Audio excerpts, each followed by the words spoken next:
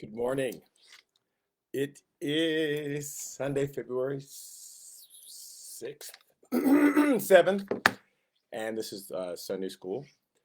And we are in the book of Genesis. We're in Genesis chapter 23. Just last week, Abraham took his son Isaac for a little journey, and God asked him to sacrifice his son, which just means just let go, and trust that everything I've promised you can still happen.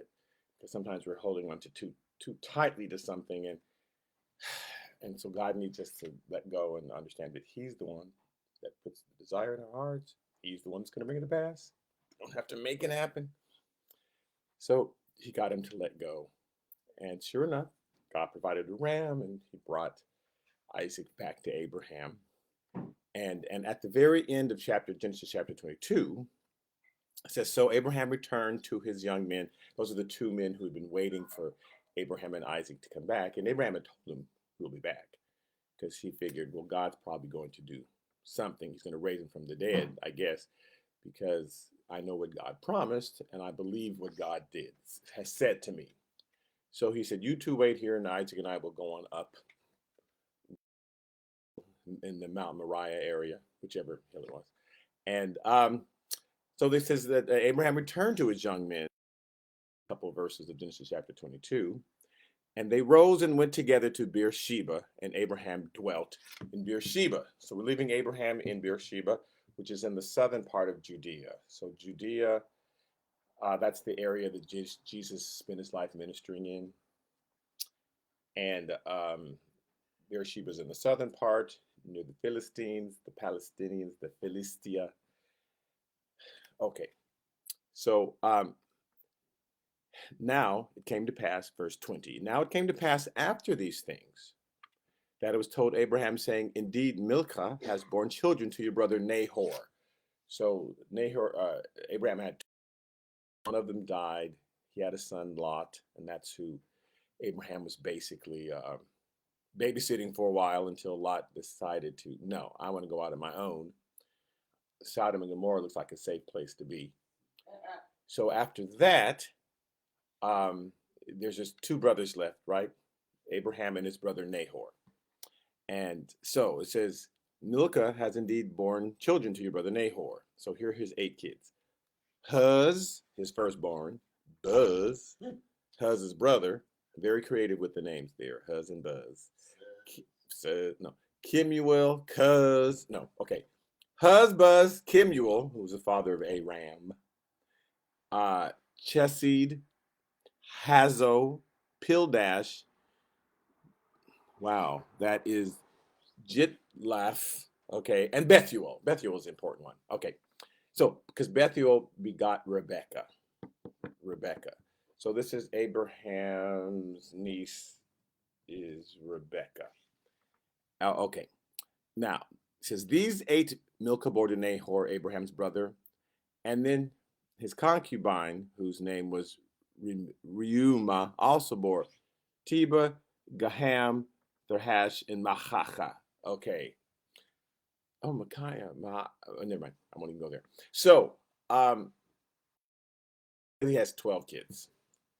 8 by his wife, 4 by his concubine. But the important one is Rebecca. We'll find out in 2 chapters. Abraham's niece, Rebecca. Okay. Now, Genesis chapter 23.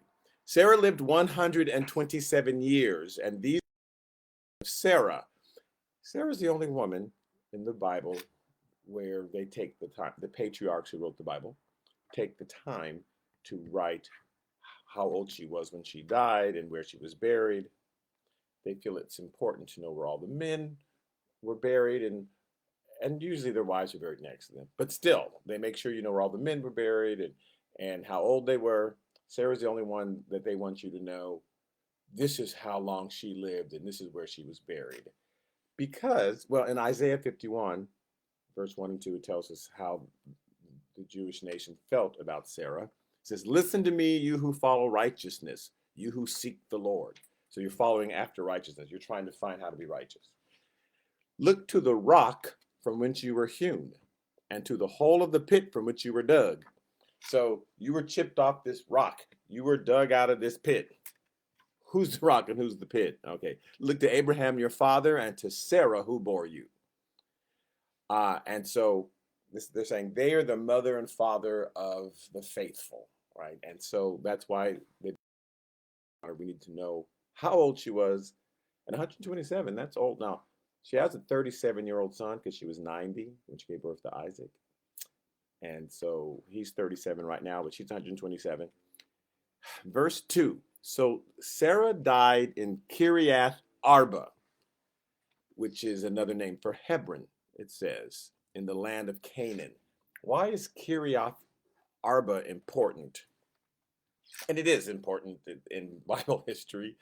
It was called Hebron at the time that Abraham lived there, but shortly thereafter it began to be called Kiriath Arba. Kiriath is the word Hebrew word for church. So it's the city of Arba. Who's Arba? Arba is important.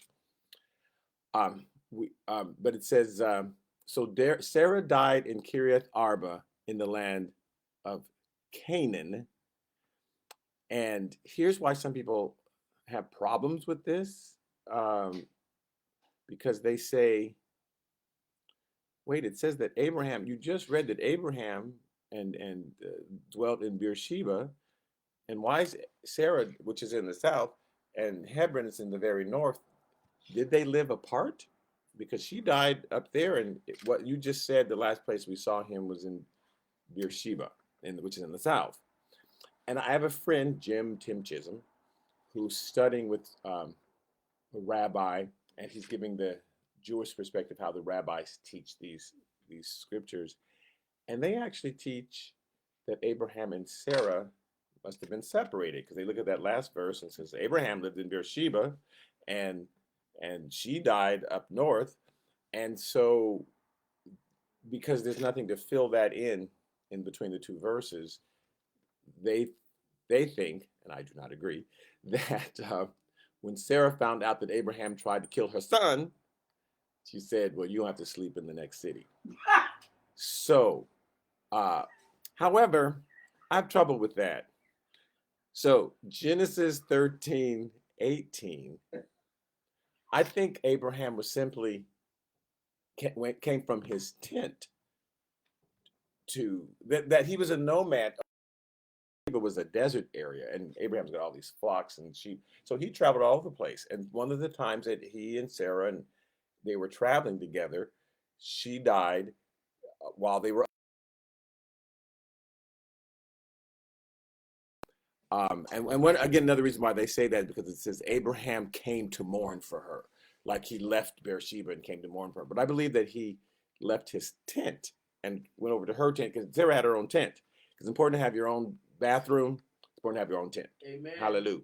So because in Genesis 13:18, when the angels showed up to talk to Abraham, it says, but he didn't know there were angels. It says, then Abraham moved his tent and went and dwelt. Oh, I'll get to that later. I'm sorry. So let's first just talk about Kiriath Arba. So Sarah died in Kiriath Arba. I mean, thank God. Let me get back to why that place is important. Okay, so in Abraham's day, it's called Hebron. And Abraham went there a lot because his friend Mamre had some terebinth trees, and that's like one of the first places Abraham stopped once he came to the land of Canaan. And this is his like first friend ever was Mamre. In fact, he had Mamre made him come with him when he went to look for Lot. I mean, like that's his buddy. So the terebinth trees, Mamre's place. In Genesis 13:18, it says, then Abraham moved his tent and went and dwelled by the terebinth trees of Mamre's terebinth trees. He said, oh, this is nice and shady, which are in Hebron, and he built an altar there to the Lord. So Mamre's terebinth trees are in this place of Hebron. But somewhere it came to be called the city of Arba. Okay, so here's the history of that. The Israelites go down to Egypt, and they're there for 400 years. And then Moses finally leads them back, and they come up from Egypt and cross the Sudan and cross Saudi Arabia, and they're about to climb over the mountain and go down into Canaan land. But God said, send out some spies. In Numbers chapter 13, verse 1, It says, and the Lord spoke to Moses, saying, send men to spy out the land of Canaan, which I'm giving to the children of Israel, which I am giving. So this wasn't, and I hope it works out. From each of their fathers you shall send a man, of every one a leader of men, from each tribe of their fathers. So Caleb was sent from the tribe of Judah to go. And again, I'm telling you, Hebron and all this is in the land of Judah. So this is where Caleb went. They split up. They stayed together. They went around. Caleb's the only one that went to this particular place, this particular mountain. Way down in verse 22 of Numbers chapter 13, it says, and they went up through the south and they came to Hebron. Now, actually, it says, and he came to Hebron, but that confused the translators. So they just said, and came to Hebron, but literally it says he came, and they're talking about Caleb. So Caleb, they went all over, and then when Caleb went, Caleb saw Hebron, and who's there? It says Ahiman and Sheshai and Talmai, the descendants of Anak, were there. Anak, A-N-A-K. So these are the sons of the Anakim, right? It says, now Hebron was built 7 years before Zon in Egypt. Zon in Egypt is Tanis, which is where Pharaoh lived. So this person knows, whoever wrote, well, it's Moses. Moses wrote the book of Numbers, that Hebron was built 7 years before Tanis in Egypt. How would Moses know this? Because he was raised in Pharaoh's house. He's raised in that area. He's poking around in the library and the records, because the Egyptians kept great records, and he found out when the place he was living in was built, and he knew when Hebron was built. He's like, wow, Hebron's even older than this city. Okay, so again, Hebron's the area where Abraham is, but somehow it became called the city of Arba. So they mentioned that 3 people were there. Ammon, Sheshai, and Talmai, who are descendants of Anak, which means they were giants. There's 3 giants there. We know that because they came back and they gave a bad report. They came back, it says, now, they gave the children of Israel a bad report. This is Numbers chapter 13, verse 32. A bad report of the land which they had spied out. So he sent 12 out there just to spy it out. They haven't been there in 400 years. So if you have not been inside your house for 400 years and you're coming back, you might peek in a window to see, is somebody living there? Is there some animals? Doesn't mean it's not your house anymore. Doesn't mean, but it's like, you need to see who's there now. Who's taking up this space now that you're gone? Okay. So the land through which we have gone as spies is a land that devours its inhabitants. This is what they're saying in Numbers 13:32, like giving a bad report. And all the people whom we saw in it are men of great stature. They're huge. They're giants. There we saw the giants. The descendants of Anak came from the giants. And that's those 3. They saw those 3 names, right? And we were like grasshoppers in our own sight. And so we were in their sight. So because of this, they talk everybody out of going, except Caleb and Joshua. Remember, Caleb and Joshua like, we can do it, especially Caleb. I went. I'm the one who saw. It's fine. And, he's very, right? 40 years they had to wander around. And sometimes God will have us wander around 40 until we finally give in and do what he wants us to do. So the children of Israel were like, no, God, you can handle it. And then finally they realized God can handle it, that you don't have to handle it. God's going to handle it. So yes, so now they can go in and Joshua leads them in, right? And so he's giving out assignments.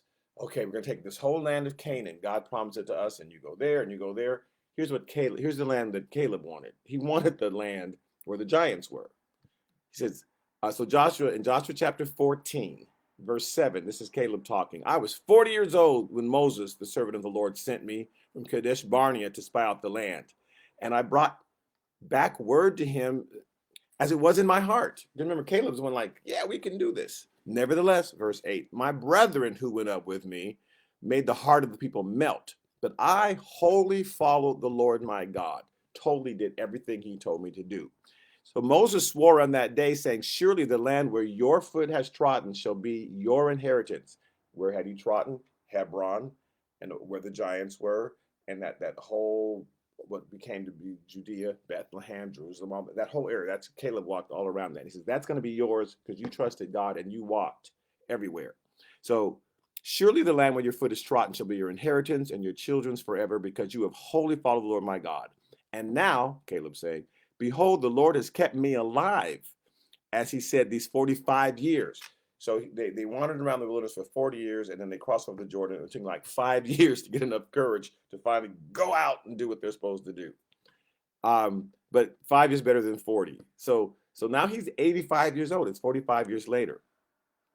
So it's 40, he's came alive. It's 45 years since the Lord spoke this word to Moses while Israel wandered in the wilderness. And now here I am this day, 85 years old.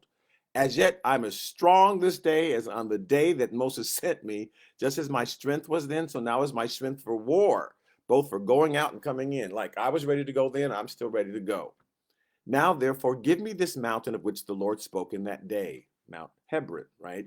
For you have heard in that day how the Anakim were there. Remember, we told you about those guys were there, and that the cities were great and fortified. It may be the Lord will be with me, and it shall be, and I shall be able to drive them out, as the Lord said. Because if God said you can do it, then you can do it. If God is, the Spirit of God's coming on you to say, you can get that job, or you can do this thing, or you can handle that, you can do it. You can do it. So he's like, let me go. God's going to let me do it. And in verse 14, it says, Hebron therefore became the inheritance of Caleb, the son of Jephunneh, the Kizite, to this day, because he wholly followed the Lord God of Israel. And the name of Hebron formerly was Kirjath Arba, because this Arba was the greatest among the Anakim. So it's the city of Arba. Arba was the greatest among the Anakim, and apparently that when the children of Israel were gone for 400 years in Egypt, the Anakim came up from the land of the Philistines, and now they're living in Hebron, and they rename it the city of Arba. So Arba is the greatest of them all. Okay. It says, then the land had rest from war, which means while they were handing out, saying, you take this, and you take this, and you take this, there was no war. It wasn't until they started, okay, now we got to take the land. You divided it up on a map, but now we got to do it. So Caleb is going to Kirjath Arba, the city of Arba, where all the Anakim are. And in Joshua chapter 15, verse 13 and 14, it says, now to Caleb, the son of Jephunneh, he gave a share among the children of Judah, right? In fact, so all the children of Judah, Caleb led them, and Caleb specifically wanted Hebron, that mountain where Abraham buried his wife, according to the commandments of the Lord to Joshua, namely Kiriath Arba, the city of Arba, which is Hebron. So Arba was the father of Anak, or the Anakim. So Caleb drove out the three sons of Anak from there. This is 45 years later, and who's there? The same three guys, the same three giants that he saw when he went over there 45 years earlier. Shishai, Ahaman, and Talmai, the children of Anak. So now they're all 85 years old, but they're tough. They're still big. So it's 45 years later. And here's the deal. God's going to make you deal with your giants. He's just going to make you deal with them. You can, oh no, I thought you was dead. Yeah, no. When you show back up to that same place, it's the same giants that you can take. So don't think you can't wait out God. He'll make that giant live another 45 years. Surprise. You have to deal with this. So there's something God's wanting you to do or take care of or get rid of or conquer, or he's going to make you deal with it at some point. You don't get to avoid it. We don't get to avoid our giants. So they're the same three are still there. So now, as we know, Caleb drove them out, but he drove them back to where they came from in the city of Gath, right, which is where the Philistines were. And later, a couple hundred years later, the great-great-great-grandson of those three is Goliath, and David and them still had to deal with it because they never killed the giants. They just drove them away. All right, so back to Genesis chapter 23. So it says that Abraham had moved back up, and Sarah died in Kiriath Arba. So it didn't say he moved back up, but I believe he was with Sarah. I don't believe that he was without her, that he just came from his tent to her tent. So in Genesis chapter 23, verse 2, the second part says, and Abraham came to mourn for Sarah and to weep for her.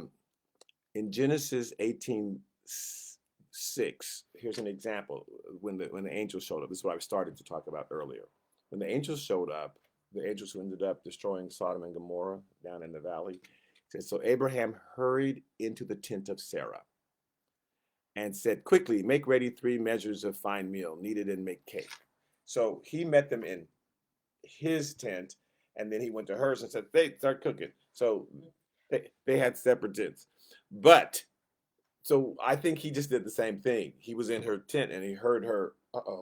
She just breathed her last breath, and so he came to her in her tent. He didn't come all the way up from the. How would he know that she had died if he was 200 miles away? Okay, so now this place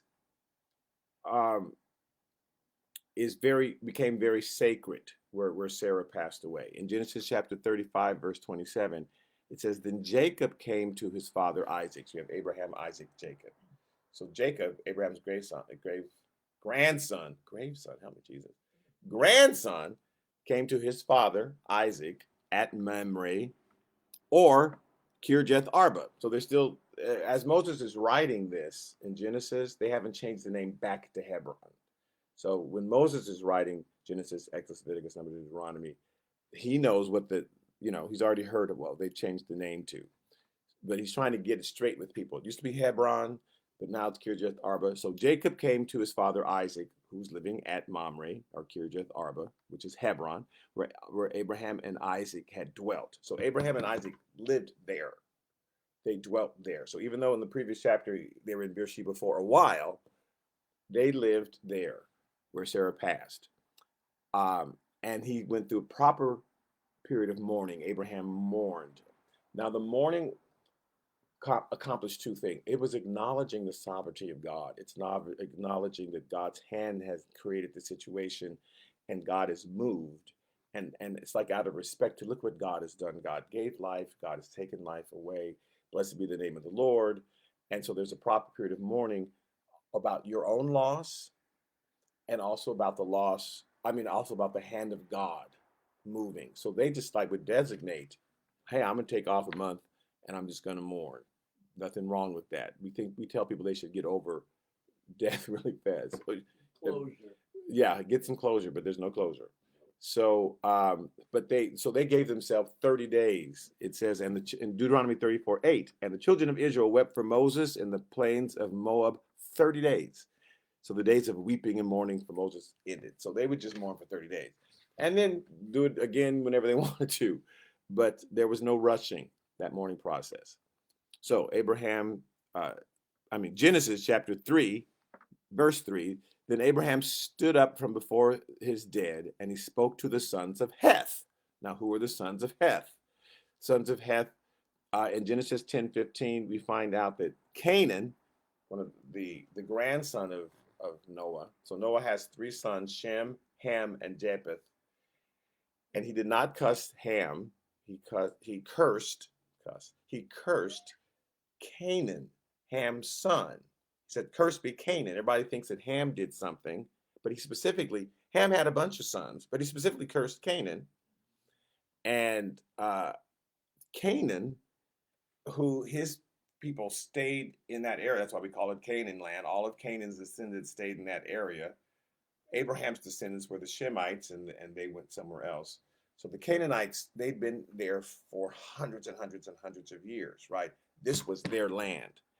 And it says Canaan begat Sidon, his firstborn, and then Heth. So Heth was Canaan's second son, and these are the sons of Heth who became to be called the Hittites. So the Hittites, the Amorites, the Jebusites, the Gigacites, they were all Canaanites, and this land belonged to them. And they had a rule: if you weren't the original people to inhabit this land, you don't own any property. You can come in and you can graze for a while and you can leave, but none of this belongs to you. Now, surprise, God had told everybody through Noah that Canaan was cursed, and the curse was simply that they would not be able to own that land, and that those people would be eventually wiped off the face of the earth. Those are the Hittites and the Amorites and Jebusites. There's no trace of those people. The Shemites still exist, obviously. The Jews and all these other people still exist, but that was the curse, because they were going to be like their the progenitor. They're going to be like Canaan, who was nasty apparently. Something wrong with that boy, and that's where Sodom and Gomorrah came from. Those are all Canaanites, right?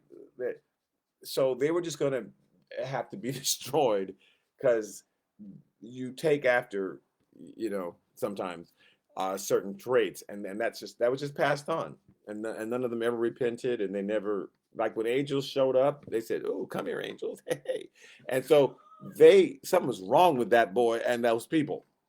So, but for the time being, they owned that land while Abraham was there. Once Moses brought the children of Israel back from Egypt, then God says, "Okay, you can have this area I've reserved for you, because I've given the Canaanites 400 years to repent. They have not repented. They've only gotten worse. So feel free to take over the land."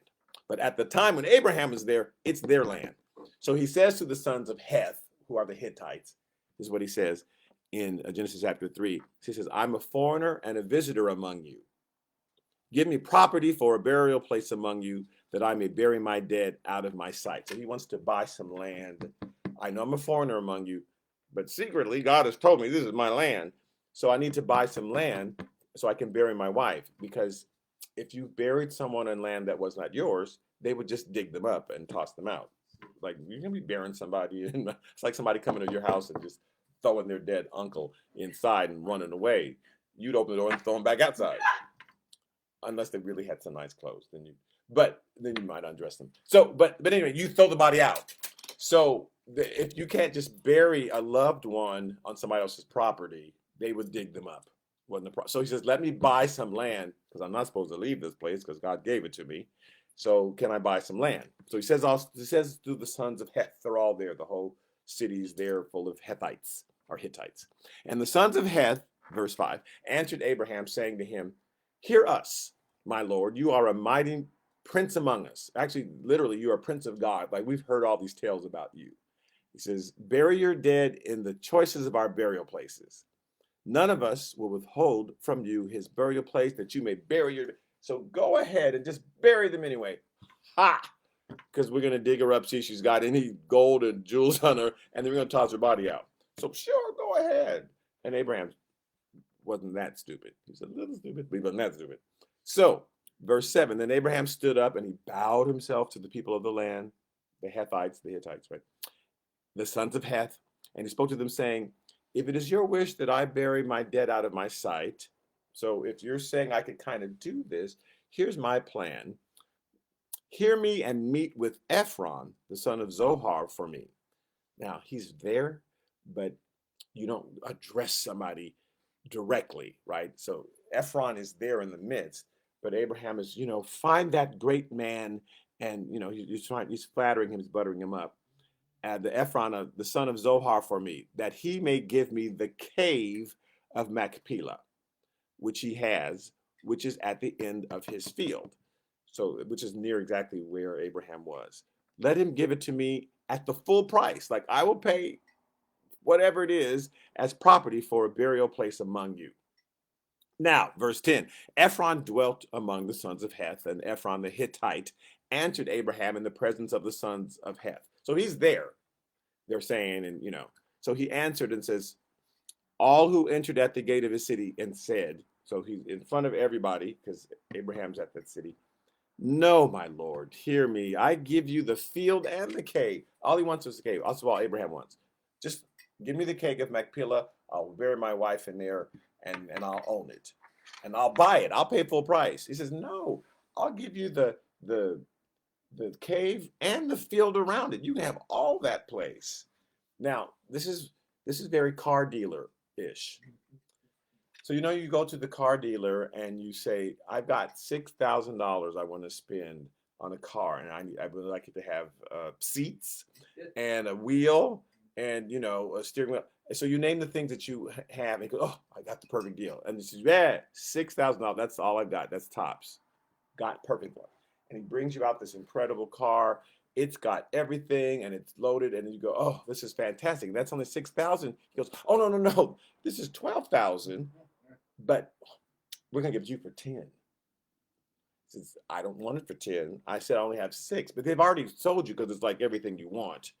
And "Oh, maybe I can come down to 9. Okay, I'll come up to 7." And they and because the whole point is to get you to spend more money. You said only 6. So they're going to give you something that cost 8 and make you spend the extra money. And they bargain, and it's just a dance. They never ever when you say 6,000, they go, oh, well, here's something for that's what you want. It's even less. It's only 4, so take it. Yeah. Never. It's always how can I get more out of you? So this is what's happening now. Abraham has asked for a cave. Ephron has says, you can have the field and the cave. You can have both. So verse 10. Now Ephron dwelt among the Hittites. Verse 11. No, my Lord, hear me. I'll give you the field and the cave that is in it. I just give it to you in the presence of the sons of my people. I just give it to you. Bury it. It's free. It's not, you can have them both. Verse 12. Then Abraham bowed himself down before the people of the land, and he spoke to Ephron in the hearing of the people of the land, saying, okay, so if you will give it to me, then please hear me. I will give you money for the field. Take it from me, and I will bury my dead there. So you take my money, because he's saying, no, I'll just give it to you. No, take my money. Okay, I'll take the field. You're saying I have to take the field in order to get the cave? Fine. And verse 14, Ephron answered Abraham, saying to him, my Lord, listen to me. The land is worth 400 shekels of silver. But what is that between you and me? Bear your debt. I mean, I'm just giving it to you. I mean, now it's worth 400 shekels, but I'm just giving it to you. So, because what is that? It's nothing. It's nothing. Verse 16, and Abraham listened to Ephron, and Abraham weighed out the silver for Ephron, which he had named in the hearing of the sons of Heth, 400 shekels of silver, currency of the merchants. Fine, here's 400. You've talked me into the cave and the field, but at least I got the cave, which is what I wanted.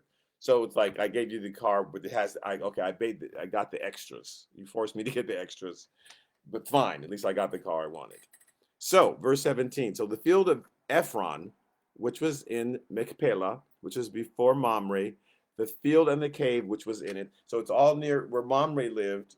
Abraham is basically buying in what then was called Hebron, the field like right next door to his best friend. It has a field and a cave. And all the tree, now here's what he put in the deal. I want the field, I want the cave, and all the trees that were in the field, which were within all the surrounding borders, were deeded. So Abraham, because they'll come and cut that. You didn't say you wanted the trees. You just said you wanted the field. So he made sure in the deal, and I want the trees too. So don't come and cut down all my trees and walk away with it. So to Abraham, so they were deeded to Abraham as possession in the presence of the sons of Heth before all who went in at the gate of the city. So everybody's heard this, right? This is my property now. Even if I'm not here sometimes, even if I leave and if I go and take my flock somewhere or I go down, because Abraham had to keep traveling, he had to go wherever the green grass was with all his cattle and sheep and everything. When I come back, this is still mine, and that's why I said it in front of everybody. So Abraham paid him. I own the field, the cave, I own the trees in it, the shrubbery, I own everything. Leave the rocks in the cave. Now, Genesis chapter 23, verse 19 says, and after this, Abraham buried Sarah, his wife, in the cave of the field of Machpelah, before Mamre, right in front of Mamre, there's Hebron, in the land of Canaan. So he now has owned some stuff. Well, this land stayed in their possession. He deeded it to Isaac, and Isaac deeded this land to Jacob. And this is where they continued to bury people. This land, this was the only part of Canaan that they owned. God promised Abraham all of it, but for the time being, they knew they at least owned this part. And that's why they lived there, because if we leave too often, we're going to come back and somebody else will be living here. So Genesis chapter 49, verse 29 through 33. We're just going to skip ahead for a moment and see how all this happened. So Jacob is now talking to his 12 sons. You have Abraham, Isaac, Jacob. He's talking to his 12 sons. They're in that same area. They're in Hebron. They're in that same area, which is part of Judea, which Caleb eventually came and won back. He's talking to his 12 sons, and he's blessing them and saying, here's what's going to happen to you and your mess, and you're going to be okay, and you'll probably have 6 wives, and you're going to beat up all your brothers. I mean, he goes through and blesses each one and kind of prophesies what's going to happen to them. And you, Judah, who are eventually going to come back to this area and you're going to own this area, right? He gave a great prophecy to. So after he's blessed all 12 of his sons, then he charged them and said to them, I am to be gathered to my people. Bury me with my fathers in the cave that is in the field of Ephron the Hittite. That belongs to us. In case you don't remember, our family bought that stuff.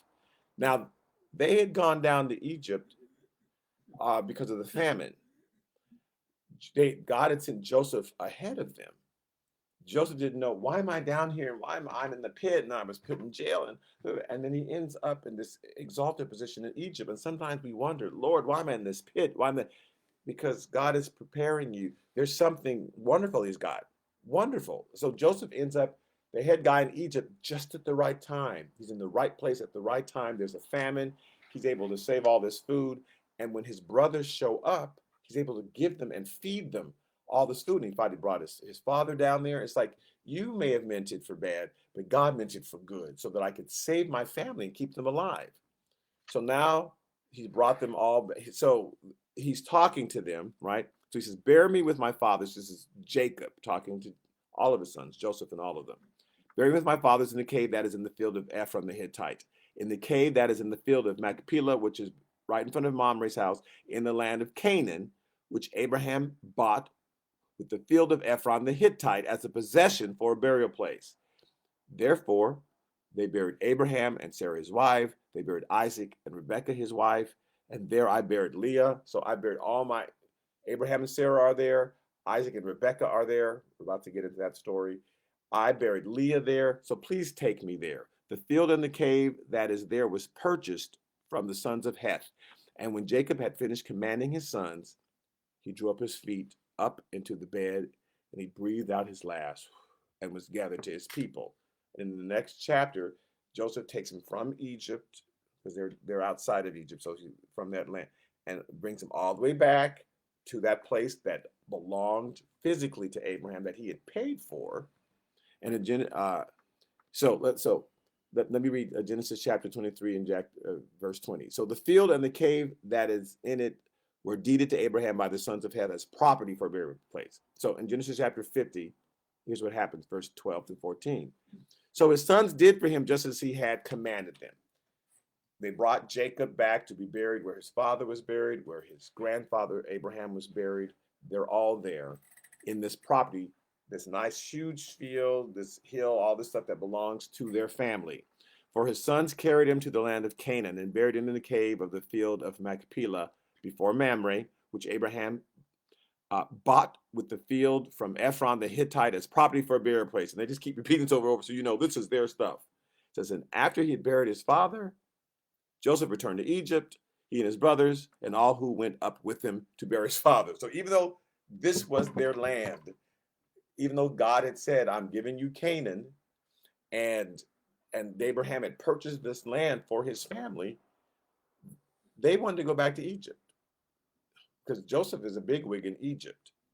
And this doesn't look too promising out here. I know you say that God gave all to me, but all I see is Canaanites. And we got this nice land, but all I see is Canaanite. So let's go back to Egypt. That'll really work out well for us. That's like Lot saying, I think Sodom and Gomorrah looks like a much nicer place. So they chose to go back to Egypt instead of staying there where Abraham had bought them land. And oops, suddenly there was a Pharaoh who did not know Joseph, and they were trapped in Egypt for 400 years. So God did not send them to Egypt to trap them.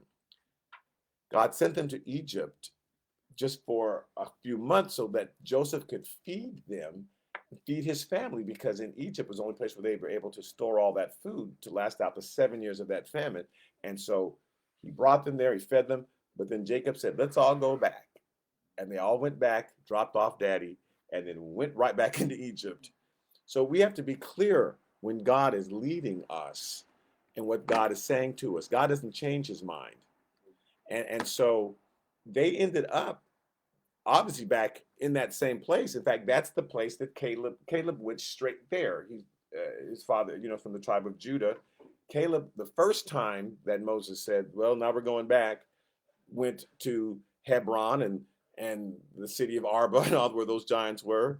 And then even 45 years later, they finally went back, and he claimed that spot that belonged to them. And that's why Caleb was so confident, because this was their father, Abraham, now the great-grandfather, Abraham, had purchased this land. And so he knew God had already given this to them, and they had every right to drive the Hittites out.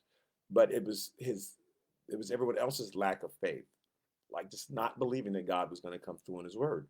But he comes through. He holds up his word. If he speaks that to his heart, now we don't have to make it happen. Thank God, we don't. It's not, oh my God. Sometimes we have to let go, like we let go of our Isaacs, but that doesn't stop God. Us letting go doesn't stop God from doing what He's going to do.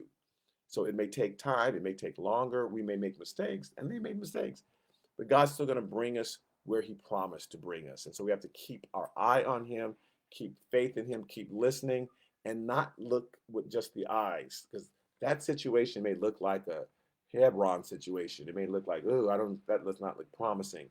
And that situation over there, that looks very promising. I know it's in Egypt, but ooh, that looks much more promising.